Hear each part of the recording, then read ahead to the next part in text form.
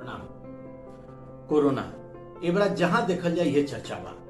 अबले तो बीमारी शहर की बीमारी रहला, लेकिन अब देखी तो गांव में भी बीमारी अपन पैर पसार दिले बा। तो ये बीमारी से बचाव बड़ा जरूरी बा। देखी बीमारी तो खतरनाक बा, इनमें कोनो शक नहीं है, लेकिन ऐसा नहीं बा कि बीमारी से मन के बचाव नहीं जा कर सकत। अगर सही सावधानी बरतल जा तो ये बीमारी से पूरी तरह से बचाव भी किया जा सकता। और दुर्भाग्य से अगर केहू के बीमारी होता तो सही समय पे सही जांच और सही इलाज से ओके जान भी बचाव जा सकता है। तो देखी यह कुल बात हम आज आपसे हम करे चाहते हैं। तो आपसे हाथ जोड़ के निहोरा करते हैं कि जो बात हम करते हैं ये बात के आप गांठ पार के रख ली और तबे हमन के मिल के ये बीमारी के लाते लाते मार के गांव से बाहर निकाल दिए जाए। तो सबसे पहला बात करते हैं लक्षण के, कैसे चिन्हल जाए कि कोरोना भइल बा।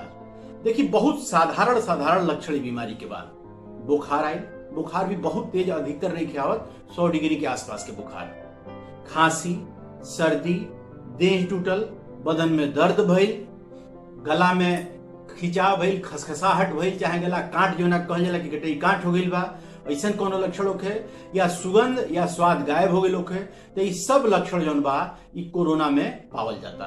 तो इनमें से अगर आपके दुइयो एक आधो लक्षण दिखाई देता, ठीक ना, तो एक मान लिया जाए कि कोरोना हो सकता है। तो सबसे पहला काम का करे के बा, सबसे पहला काम करे के बा कि तुरंत अपने आप के घर में अलगे कर लेवे के बा। काहे? ऐसे कि बीमारियां जब खांसल जाता, छींकल जाता तो बड़ा छोट छोट कीटाणु विषाणु कहला वायरस, तो ये पूरा हवा में निकलेला आ जे वो हवा में सांस ली उस सबके ही बीमारी हो जाई।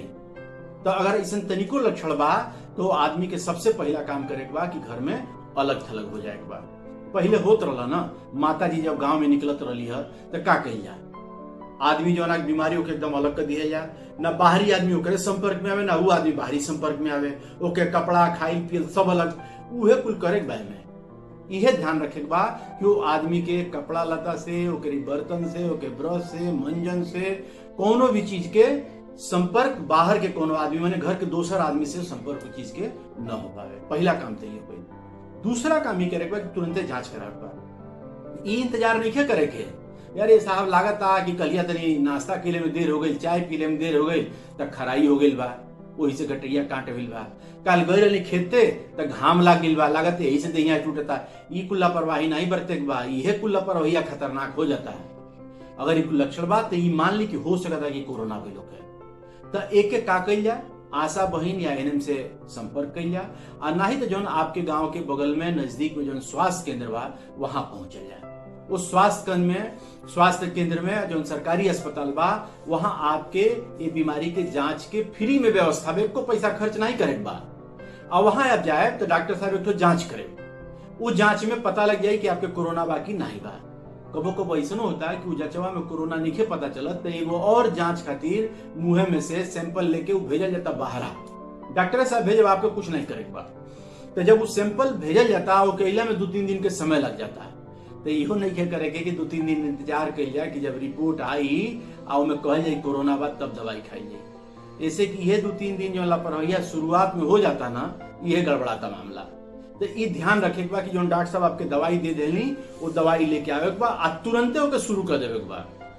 एक तो सावधानी और बरते के बा। देखिए होत का बा कि दवाई खैले से या बिना दवाइयों खैले 2-3 दिन में बुखारवा जौन बा 2 दिन में उतर जाता। तो जब बुखारवा उतर जाता तो आदमी सोचता है भाई अब कौन जरूरत बा दवाई खैले के। यही में गड़बड़ाता मामला। गड़बड़ात कैसे बा कि ई छोट छोट जो बतौनी ना विषाणु होने वायरस कहला, ई शरीर के भीतर बना जब दवाइया खाइल बंद कर दिया जाता तो ये बगबगा के बार खूब ढेर हो जाता है और चपेट देता है। तो यही से जितना दिन के दवाई डॉक्टर साहब लिखले बानी, चाहे आपके लक्षण होखे तो चाहे लक्षण ना होखे तो ई कुल ही दवाई के उतना पूरा दिन खाए के बा। एमे कोनो भी लापरवाही एकदम स्वीकार नहीं के, एकदम बरते के नहीं बा कोनो भी लापरवाही। ई हो गई। अब जो आदमी दवाई खाता ओकरी साथे का भोजन में और कौन चीज पर ध्यान रखा जाए कि हम बात करते हैं। देखिए ताजा भोजन रहे, बढ़िया खाना रहे, जिसमें प्रोटीन के मतलब है कि जैसे दूध बा, अंडा भइल, सोयाबीन भइल, ठीक ना, ये तरह के भोजन वो आदमी के खूब करावल जाए। भरपूर भोजन करे, ताजा भोजन करे, भोजन में सब्जी रहे, पानी के खूब इस्तेमाल करे। तो ऐसे शरीर में मजबूती आई और बीमारी से लड़ने की क्षमता पैदा हुई। ठीक, अगर गटई कांट होता है ये तो मालूम बा, खरासा होता तो एक उपाय बा कि गर्म पानी से नमक डाल के गरारा कल जाए। दिन में 2 बार 3 बार 4 बार गरारा कल जा सकता है। गरारा कैला में ध्यान ही दिया जाए कि गरारा कोनो ऐसे जगह पे जाके ना कल जाए जहां से वो पानी के संपर्क में केहू और आ जाओ, ऐसे की बीमारिया वहू को हो जाए फिर, ठीक ना। तो ई ध्यान रखे के बा। नाक जाम बा, सांस लेने में तनी दिक्कत होता तो एगो भगोना वगोना में कोनो तसली में कोनो बर्तन में पानी गर्म कर लिया जाए और पानी सामने रख के ऊपर से तौली डाल के हमें भाप लिया जाए। इस तरह से भाप लेने से आराम मिले। यो दिन में 2 बार 3 बार कही जा सकता है और दवाई सब खाई जाए। अब सबसे जरूरी बात कर देनी कि बहुत ध्यान से आप लोग सुने कि ऐसा कौन कौन बात बा जोना के हमन के ध्यान रखे हुआ कि खतरा कर सकता है। खतरा वाला लक्षण बताओ तनी। जे के हो गई कि कोरोना बा, घर में अलगे बा, ओके कुछ चीज के ध्यान रखे बा। अगर खांसी लगातार आवता है, खांसी नहीं खे रुका, ठीक ना। बुखार 3 दिन से ज्यादा लगातार बनल रह गई बा, ठीक, यो ध्यान रखे बा। सांस फूले लागल, ये तो बड़ा खतरा वाली बात बा।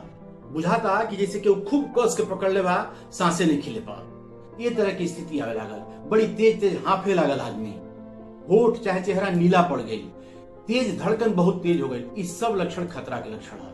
अगर इनमें से कोनो लक्षण आवता तो तुरंत सावधान हो जाए बा, तुरंत सरकारी अस्पताल में जाए बा। नहीं तो आप तो जानते बनी 108 एम्बुलेंस के सरकार हमारे व्यवस्था के लिए बा, फ्री में, एक को पैसा खर्च नहीं करे बा। तो तुरंत 108 पे फोन कल जाए। वो बतावे बा कि कोरोना के दवाई चलता ऐसा बा, बीमारी बा, तो वो एम्बुलेंस ऐसा एम्बुलेंस है जो कोरोना पेशेंट के ले जाके कोरोना वाले अस्पताल में भर्ती करावे। सही समय पे अगर सही इलाज हो जाए तो जान बचाव जा सकता है। यही कुल ध्यान रखे के बा। तो आपसे फिर प्रार्थना करता नहीं कि लक्षण जौन बा ऊपर ध्यान दिया जाए, दवाई खैला में कोनो लापरवाही ना बरतल जा। जो चेतावनी वाला लक्षण कहली है खतरा वाला, ऊपर बहुत विशेष रूप से ध्यान रखे के बा। अगर ऐसा कोनो बात होता तो तुरंत जितना जल्दी से जल्दी हो सके वहां अस्पताल में पहुंच जाए बा। तो हमन के कोरोना से लड़ाई जीत ली जाई और निश्चित रूप से कोरोना के अपने गांव से, शहर से, देश से, हर जगह से हमन के निकाल दिए। तो ये बात के जरूर ध्यान रखा जाए, ये आपसे प्रार्थना बा। प्रणाम।